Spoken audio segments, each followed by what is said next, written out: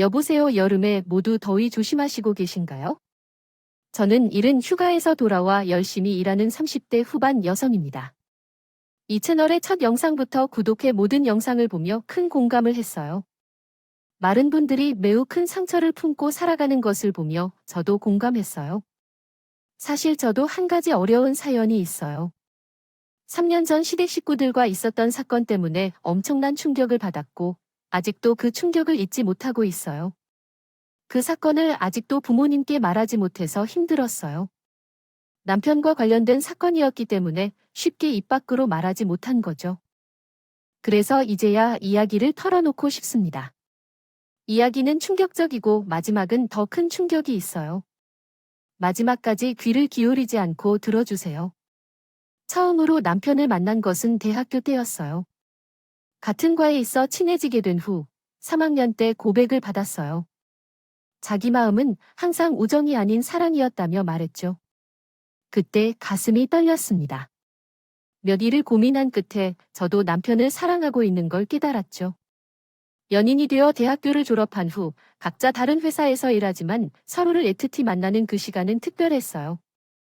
그렇게 연애를 오랫동안 지속하며 양가 부모님을 자주 찾아 배웠어요. 저희 부모님은 남편을 너무 마음에 들어 하셔서 기반이 잡히면 당장이라도 결혼하라고 말씀하셨어요. 그런데 시댁 식구들은 저에게 큰 관심을 두지 않았어요. 아니, 더 정확하게는 남편이 뭘 하든 누굴 만나든 전혀 신경 쓰지 않았답니다. 남편의 아버지는 그이가 고등학교 시절에 돌아가셨고 시어머니와 시동생이 있었는데 가족 사이가 평범해 보이지 않았어요. 시어머니는 시동생을 끔찍할 정도로 아끼셨는데 남편에게는 작은 표현 하나도 하지 않으셨어요. 시댁에 가면 괜히 민망해서 남편의 눈치만 살피고 늘었어요. 그이는 시동생이 미숙아로 태어나서 잔병을 많이 겪으셨는데 어릴 적부터 남편과 편애를 했다고 하더라고요. 남편은 시어머니의 지나친 차별을 겪으며 자라왔어요. 사춘기가 지나고 나서는 크게 기분 나빠하지 않고 그러려니 하고 지냈다고 하더라고요.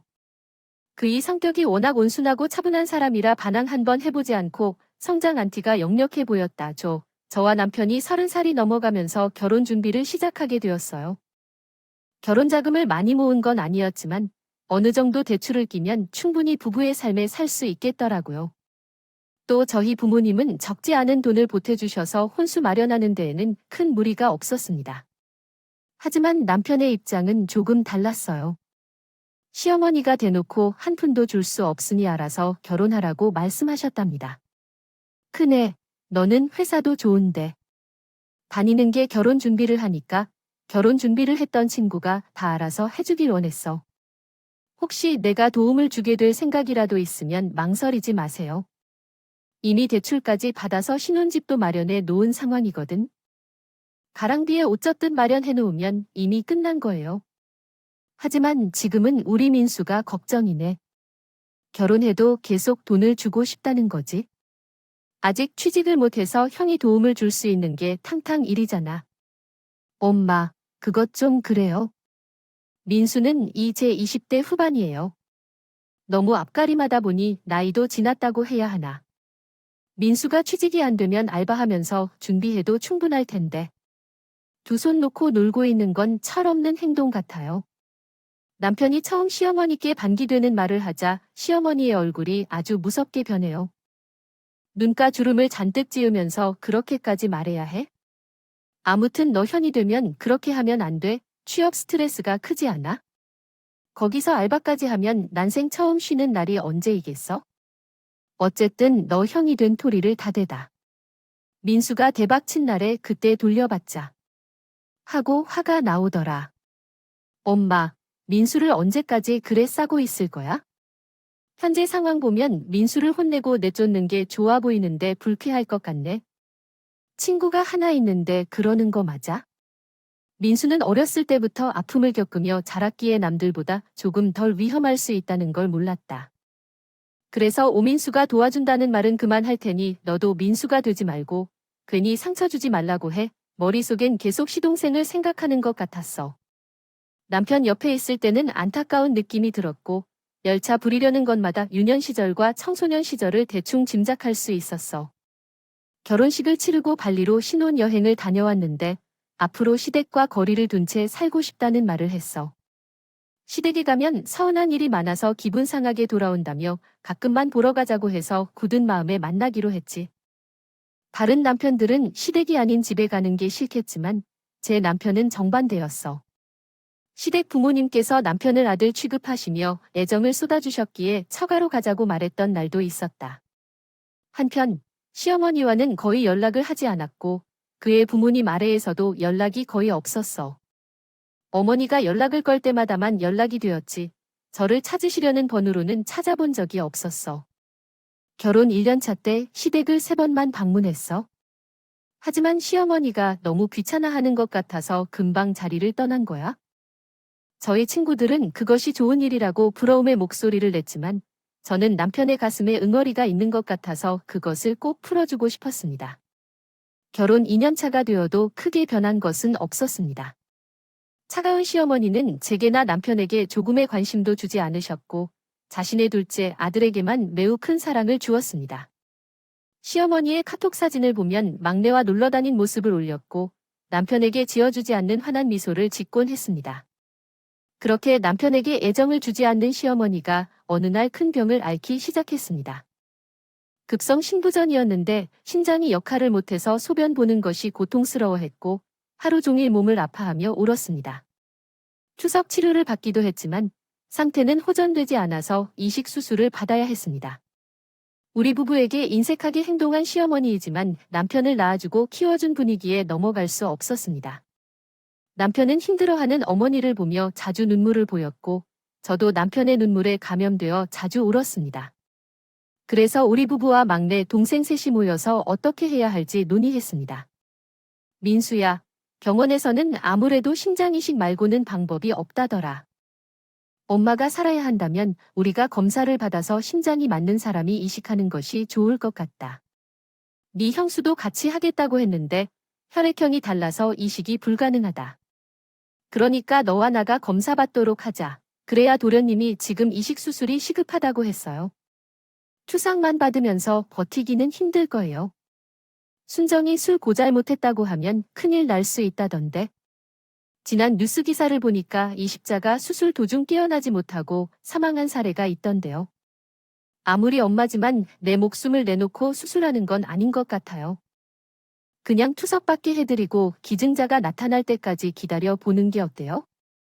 시동생은 시어머니를 걱정하기보다 자기 몸만 생각하고 있었습니다. 남편은 그런 시동생을 보며 크게 분노했어요. 야, 인마. 지금 네 몸이 걱정되는 거야? 엄마는 매일 고통스럽게 시간을 보내고 있다고. 그런 엄마가 안쓰럽기도 하니 너를 끔찍하게 사랑해준 분한테 그렇게 받게 못해? 나 못하겠어. 자식이니까 무조건 신장을 내놓는 게 과연 옳은 선택일까? 남은 그렇게 생각 안에 엄마는 사실만큼 살사잠 키읔 그리고 내 인생은 아직 창창한데 무모한 수술을 감연하고 싶지 않아. 그렇게 엄마를 살리고 싶으면 표 혼자서 검사 받으면 되잖아. 생각해보니까 장남이 이럴 때 나서는 게 맞는 것 같네. 그 말에 남편의 분노가 얼마나 치솟아 안 나고 있는지 얼굴과 목이 빨갛게 달아올랐어요. 결국 그이는 시동생이 멱살을 잡고 주먹을 날렸어요. 네가 그러고도 엄마 자식이냐? 엄마는 나보다 너를 더 사랑하셨고 아껴주셨어. 그런 분한테 뭐 살 만큼 사셨습니다. 네 수술을 거부하겠다고 에라이 불효 막심한 자식아. 올려 내가 틀린 말한 것도 아니잖아. 형은 결혼하고 가정도 꾸렸다. 지난 난 아직 인생 시작도 못해 꽃도 못 피워봤던 말이야. 이 못난 자식, 내일 모레 30이 될 놈이 아직도 철이 안 들었어. 넌 어떻게 어릴 때 모습 그대로 오냐? 이기적이고 못돼 먹은 자, 그래 됐다. 나 혼자 검사 받을게 겁쟁이 놈은 계속 엄마 치마폭에 서해처럼 살아라. 시동생은 남편이 잡은 멱살을 뿌리치고 밖으로 나가 버렸습니다. 그런데 자기도 창피하고 부끄러웠는지 시댁에 돌아가지 않고 어딘가에 숨어 버렸어요. 이튿날 남편과 병원을 찾아가 수술이 가능한지 검사를 받게 되었는데 하늘의 뜻이었는지 시어머니께 신장을 내어드릴 수 있다는 결과를 받게 되었습니다. 저희 부부는 병실에 누워있는 시어머니께 이 기쁜 소식을 전했어요. 어머님, 이제 됐어요. 진수 씨가 어머님이랑 수술이 가능하대요. 그것도 매우 적합한 신장이라고 했다고요. 정말이야. 그럼 이제 투석받지 않아도 된다는 거지? 아이고, 나 살았다. 그동안 투석받느라 얼마나 힘들었는지 여하튼 정말 큰 일이야. 내가 내 목숨을 구해준 거야.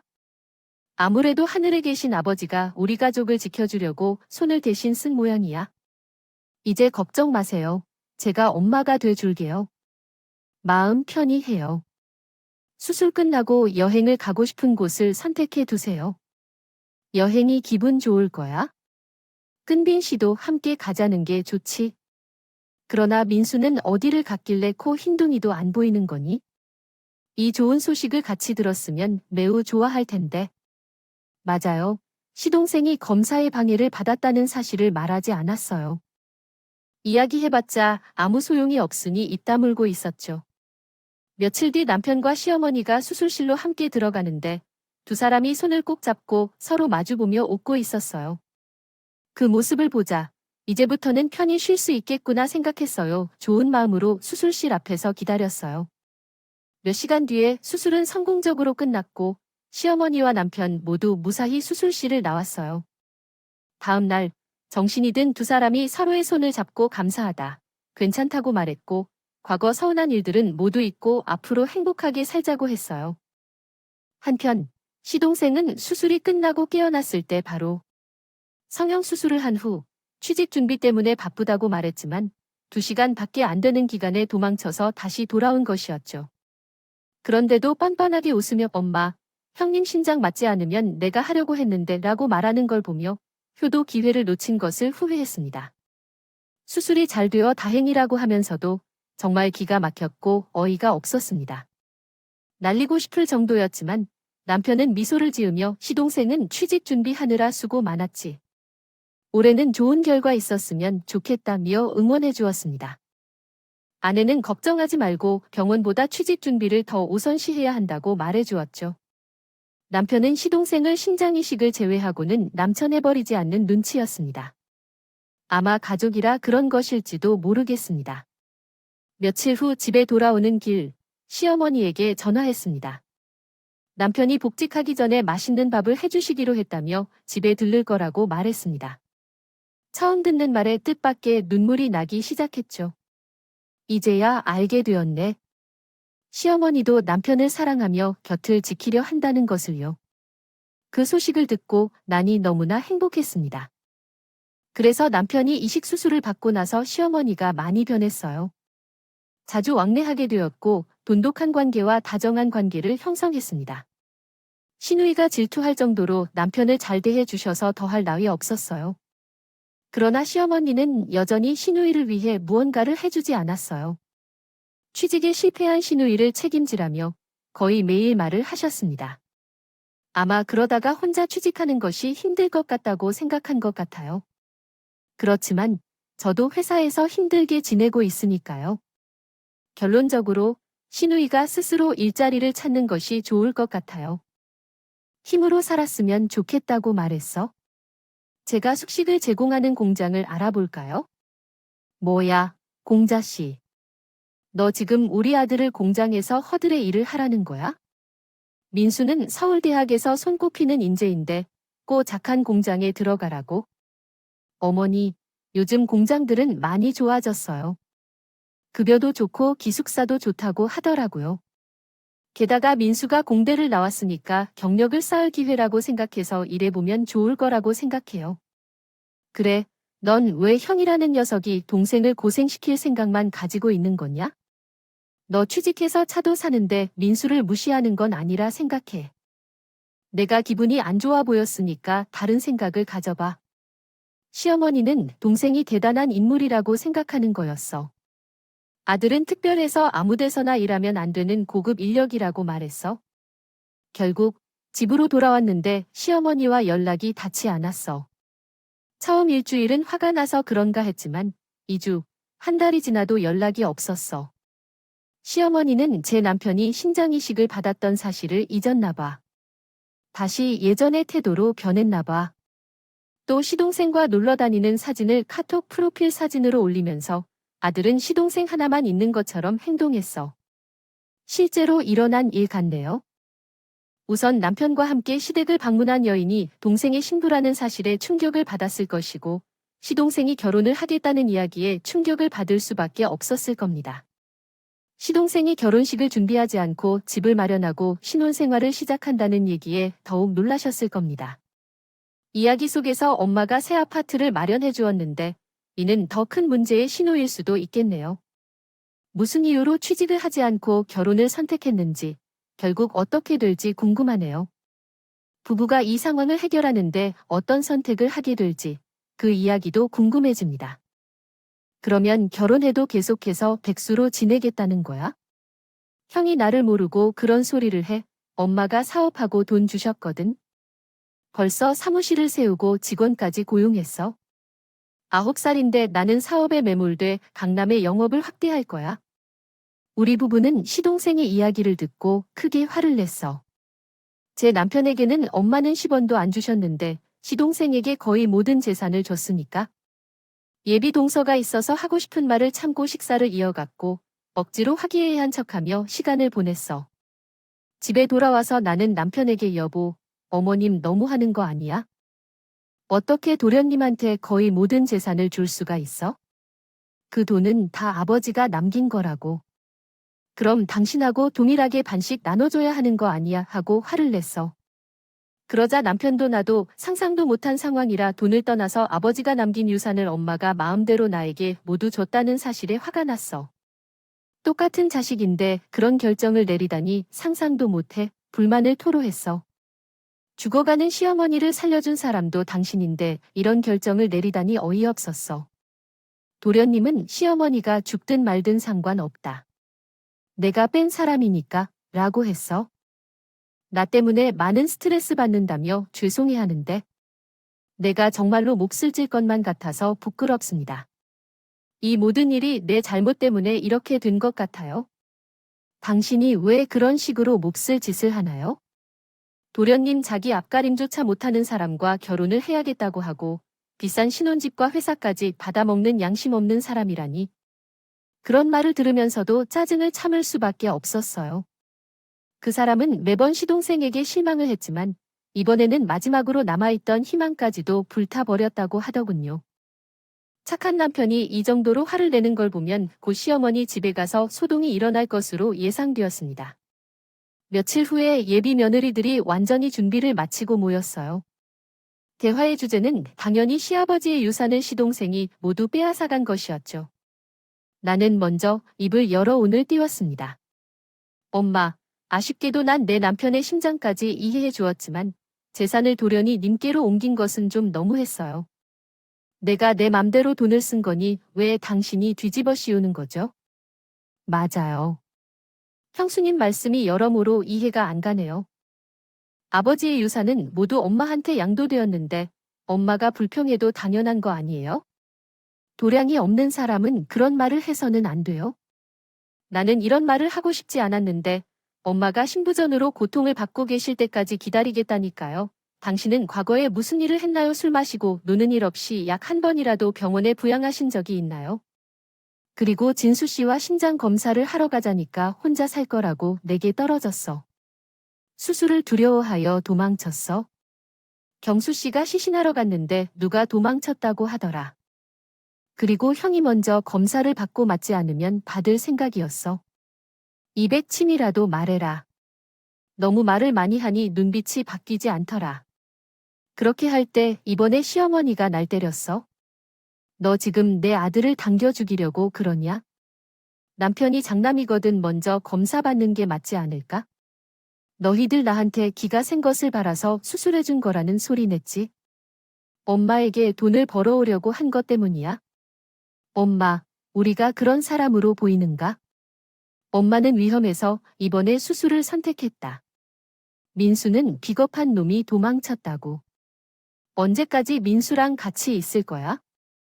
엄마, 제가 보이지 않아요. 남편은 모든 감정을 쏟아냈어. 화도 내고 눈물도 흘리는 걸 사랑하는 어린 아이처럼 슬펐어요. 하지만 시어머니는 남편의 말에 마음을 열지 않았어요. 오히려 더 큰 소리로 화를 냈죠. 어떻게 그러냐고? 이런 말이 왜 그리나? 시어머니가 화를 내며 말했다. 아이야, 내가 얼마나 날 울리게 했길래 이런 소리를 하냐. 김진수, 너의 소행을 보니 너도 남편이랑 빨갱이일 거야. 나도 희생을 당했지. 왜 나처럼 너도 제정신이 없고 화팅을 부리는지 알겠어? 이거 왜 그러냐고? 남편은 더 이상 들을 수 없었어요. 몸을 감싸 안고 건반에 걸터 앉았어요. 그 말에 시어머니는 깊게 숨을 쉬며 이야기를 시작했어요. 내 어머니가 아닌 나를 부른다는 게 이상하다고 생각이 들었어. 아버지랑 결혼한 건 이미 알았지? 그래서 나의 아들은 민수 하나 맞아. 하지만 남편은 그 말에 크게 충격을 받아 아무 대답도 하지 못했어요. 아내를 엄마로 생각했던 사람이 이런 현실을 받아들이는 것은 너무 힘들었어요. 무엇을 말하는지 알았기에 매우 충격받았다. 동생은 이 사실을 이미 알고 있었는지 비웃는 표정을 짓며 이 멍청이가 내 어머니인지 이 비어머니인지 모르고 살아왔군. 어릴 적부터 이미 알고 있었다고. 그래서 너 같은 눈치 없는 사람이 사회생활을 할 수 있을까? 어쨌든 내 어머니는 너에게 10원이라도 유산을 남겨준 적이 없으니까 돈 달라고 구걸하지 말고 그만 떠나라고 말했어. 우리는 그 말에 어떻게 대답해야 할지 몰라서 힘없이 일어나 시부모 집을 떠났다. 그는 며칠 동안 말 한마디도 하지 않고 충격에서 벗어나지 못했다. 일주일 뒤 남편은 함께 시골로 가자며 말했다. 여보야, 진실을 알아야 해. 아버지의 친척들을 찾아가면 알 수도 있지. 아버지의 장례식 때 뵀던 고모가 어디 살고 있는지 알 수 있을지도 모르잖아. 10년이나 지나서도 모르겠지만 한번 찾아가서 이야기를 듣고 싶어. 같이 가자. 고마워, 여보. 당신이 내 곁에 있어서 정말 다행이야. 우리는 하늘 높이 진실을 밝히고 이제까지의 엄마와 이제의 어머니의 이야기를 하나하나 알아가기로 했다. 나는 하늘이 두터운 것 같아 당신 곁을 지킬 테니 걱정하지 마라. 그리고 무슨 일이 생겨도 나는 당신 편이라는 걸 잊지 마라. 그렇게 몇 일 뒤 주말에 우리는 남편에 함께 왔다. 고모님은 어느 시점에서 일어나 컵을 테이블에 올려놓고 마음을 가라앉히며 이야기를 이어나갔어요. 그녀는 아버지의 엄마가 돌아가셨다는 사실을 말했고 그것이 사실이지만 그 과정은 복잡하다고 전했어요. 이어서 아버지가 비밀을 지키라고 했으나 이제는 진실을 알고 싶어 한다는 나에게 고마움을 표현하며 잠시 잠정적인 정적이 흘렀어요. 이야기를 듣는 데서도 엄마의 정체성에 대한 미지의 사실이 풀려나가고 있었죠. 마지막으로 고모님은 한 잔의 물을 마시고 시선을 멀리 향하며 이야기의 실마리가 조금씩 풀리기 시작했어요. 가족들의 비밀을 밝히기 시작했습니다. 네 아빠랑 친엄마는 서로 연애하고 결혼했다. 네 엄마는 가난해서 우리 집안에서는 엄청 싸움이 많았지. 그런데 네 아빠는 끝까지 네 엄마를 지키겠다며 잘 살려고 노력했어. 결혼식이나 혼인신고도 하지 않고 살아왔지. 그러던 중 네 아빠는 네 엄마와의 사이에서 친수디를 낳았어. 새로운 가족 구성원이 생겨서 살고 있는데 네 새엄마가 나타났다. 나는 네 아빠가 새엄마를 만나고 나서부터 바람을 피우는 것 같았어. 어쨌든 네 아버지와 새엄마의 사이에서 민남이 탄생한 거야. 네 아빠는 바람을 피우면서도 나에게는 모르게 집안 어른들과 소개를 했고 다들 마음에 들어 했어. 이후 네 엄마를 둔 채로 다른 살림을 꾸려가며 살아왔어. 네 엄마는 너를 키우면서 괴로움을 견디다가 결국 세상을 떠났어. 아버지는 친어머니의 갑작스러운 죽음에 대해 궁금해했고 고모께서 말씀하셨는데 엄마는 심장마비로 돌아가셨다고 해 결국 아버지와 새엄마 덕분에 한 사람의 생을 빼앗겼지. 아버지가 너희 집으로 와서 어린 시절을 어떻게 보냈는지는 나보다 더 내가 알 거야. 그래서 어머니 대신 나와 함께 지내겠어. 동생을 극도로 차별하며 키웠고 군유 내가 뭐라 말해야 할지 모르겠다. 어른들의 잘못된 선택에 참혹히 인생을 살았으니 입이 10개라도 미안한 말밖에 해주지 못하겠어. 고모님이 왜 미안하세요? 돌아가신 아버지도 한마디 못하고 떠나셨는데 이제라도 모든 진실을 알게 돼 다행이에요. 그리고 남편은 그동안 있던 일을 말했어요.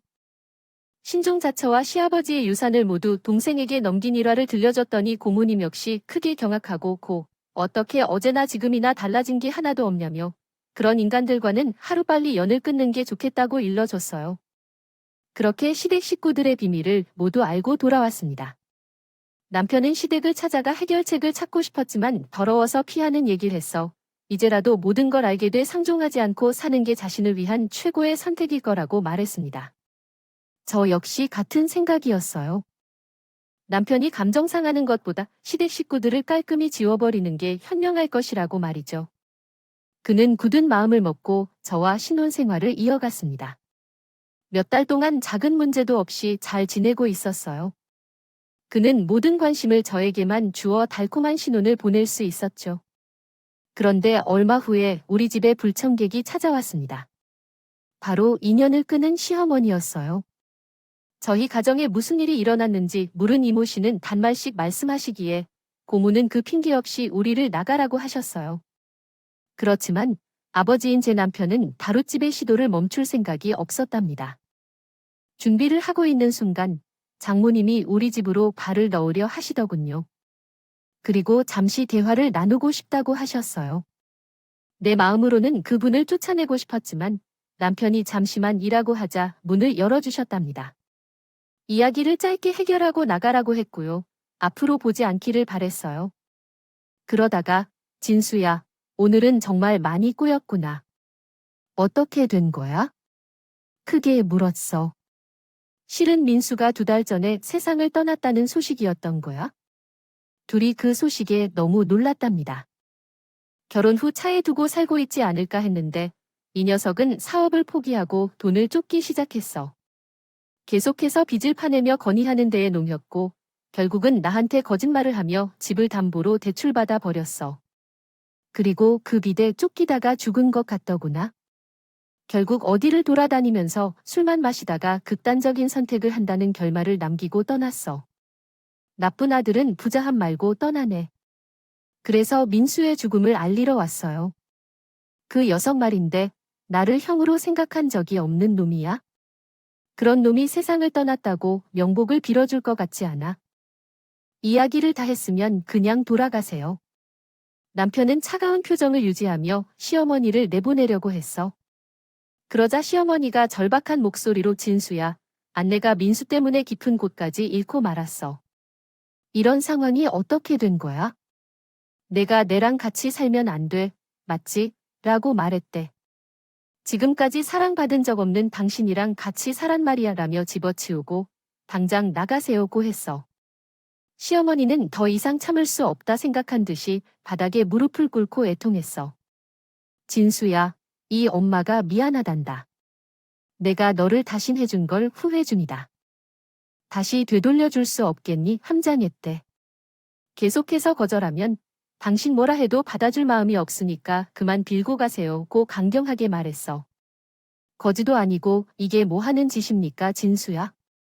이 불쌍한 엄마를 이대로 버릴 거야?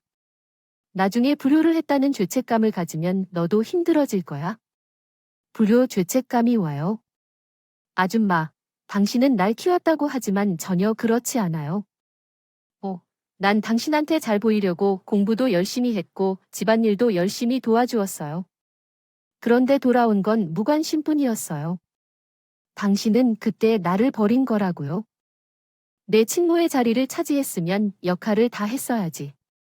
왜 그렇게 절 미워했어요? 어린 내가 뭘 아는 게 있다고. 당신은 내 가슴과 영혼을 무참히 짓밟은 학대범이에요. 그러니까 썸 나가세요. 내 눈앞에서 꺼지라고. 그이는 가슴의 응어리를 모두 꺼내 놓았습니다. 죄책감을 가질 사람은 남편이 아닌 시어머니라며 단단히 못을 받아주었죠. 결국 시어머니는 아무것도 얻지 못하고 우리 집을 쓸쓸하게 떠나갔습니다. 몇 시간 동안 힘들어하고 괴로워하는 남편에게 위로의 손길을 전했지만 쉽게 감정이 가라앉지 않아서 왠지 그날 밤은 한숨도 자지 못했습니다. 남편이 다시 웃는 게까지 일주일이 넘는 시간이 걸렸어요. 아무리 미지와도 동생이 죽었고 시어머니가 오갈 데 없다고 해도 마음이 안 좋겠죠. 저도 시댁 식구들을 생각하니 마음이 굉장히 불편했지만 그래도 시간이 지나니 저와 남편은 다시 제자리를 찾았고 전처럼 아무 일. 어느 날 저희 부부는 재미있는 결혼 생활을 이어나가고 있었습니다. 그런데 제가 임신하게 되었어요. 너무 기쁜 소식에 남편과 함께 호텔로 휴가를 떠났어요. 자기야, 여기 너무 좋아. 이런 데서 살면 얼마나 좋을까 하면서 우리가 사는 집보다 훨씬 좋은 곳이라고 말했어요. 그러자 남편이 잘못 만나서 당신이 고생이 참 많아서 이렇게 말했어요. 에이, 무슨 말을 그러지? 당신을 만나서 충분히 행복한 인생을 살고 있잖아. 그런 말 해줘서 고마워. 우리 아이 태어나면 100배 이상으로 멋진 가장이 되도록 노력할게. 이런 이야기를 나누다가 남편에게 전화가 왔습니다. 화장실로 가서 통화를 하고 나온 남편은 심각한 표정을 지었습니다. 무슨 일이야? 그렇게 심각하게 뭔 일인데 물어봤더니 회사에 뭐 대단한 문제가 났는 거야? 아니야. 집 없이 노인 쉼터를 전전하게 됐다가 결국 병이 독이 되었거든. 남편이 괴로워하는데 저는 그의 손을 잡아주며 말했어요. 자기야, 어머님이 돌아가신 게 참 안 됐지만 당신 탓은 아니니까 죄책감 가지지 마세요. 알겠어요. 그래서 기분은 별로가 아니야?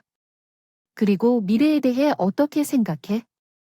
그 사람의 장례는 하고 싶지 않아. 보험회사에서 관리하게 해서 알아서 맡겼어. 당신의 결정이 그렇다면 아니라고 했어. 나중에 후회하지 않을 거다.